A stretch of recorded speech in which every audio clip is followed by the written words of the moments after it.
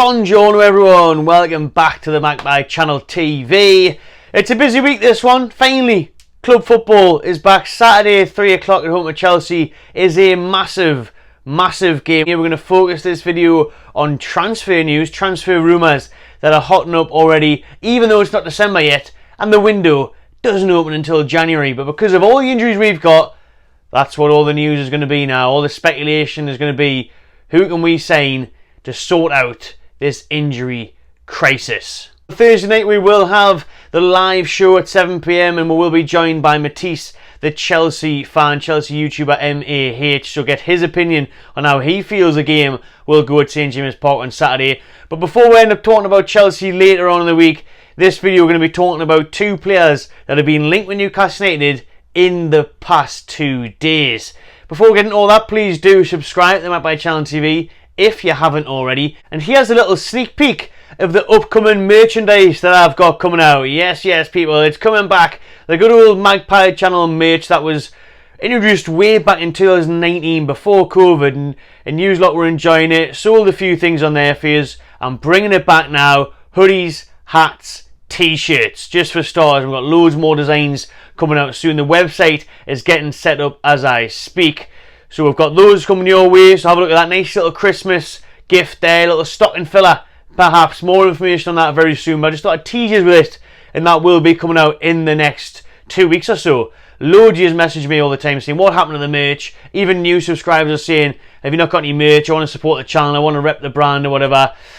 Now I have. Now it's coming back, people. So I'll be hopefully picking up a piece ready for Paris next week for me to wear. You'll see that in the upcoming videos.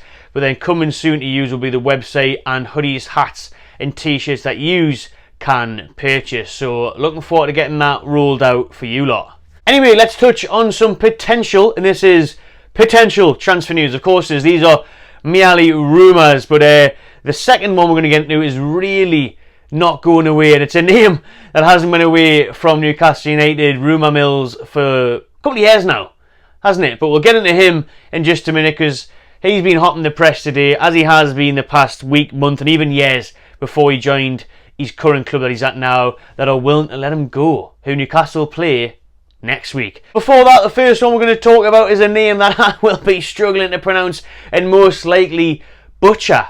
But Newcastle United sent scouts to view this player, the Georgian winger, the modern day Kvicha, Kvaratskhelia, they call him as well. I'll stick to KK.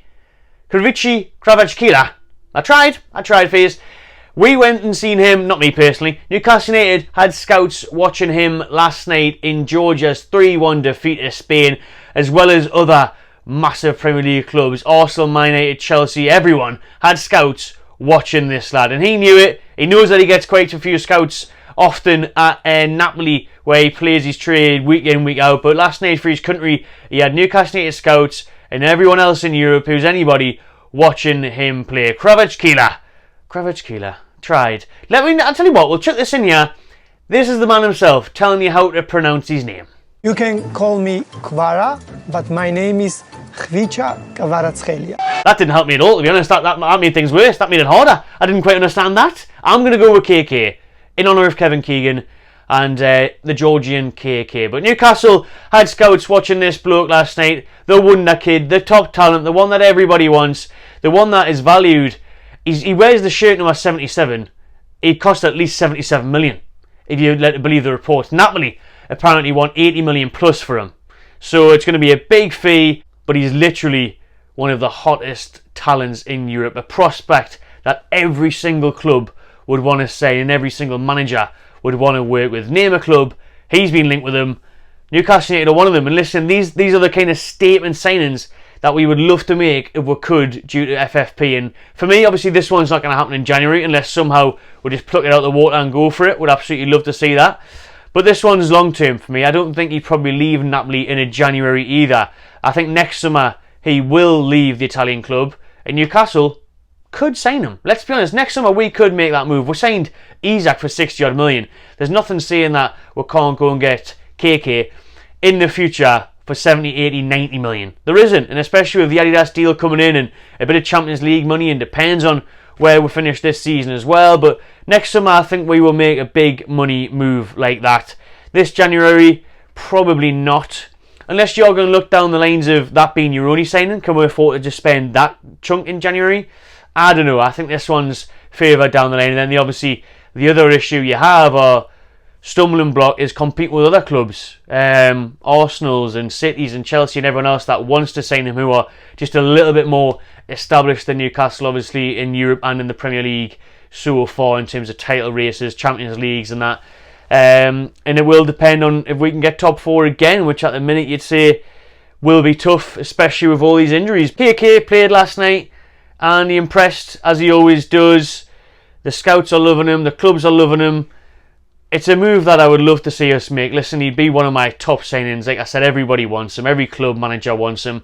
Every fan gets excited about him because he's got this mad long name and he's got an unbelievable compilation on YouTube. And he can score from long range, he can assist, he can take people on. He's the whole package. He is the full package. So, what a signing it would be. Can we make it happen? Yes. Will we make it happen?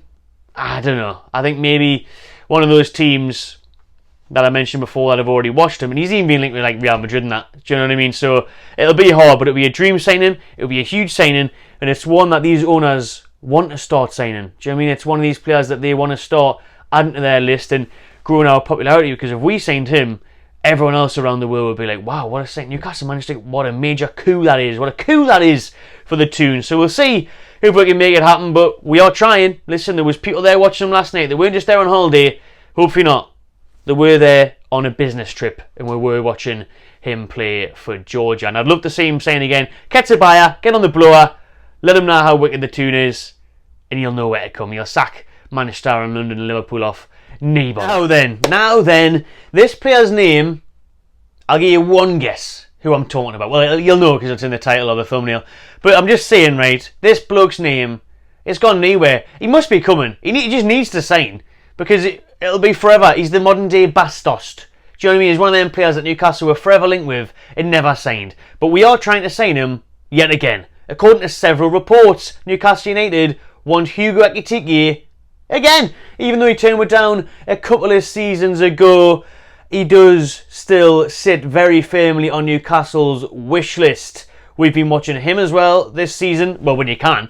You're probably watching him more so at the training ground, through the bushes with the binoculars on.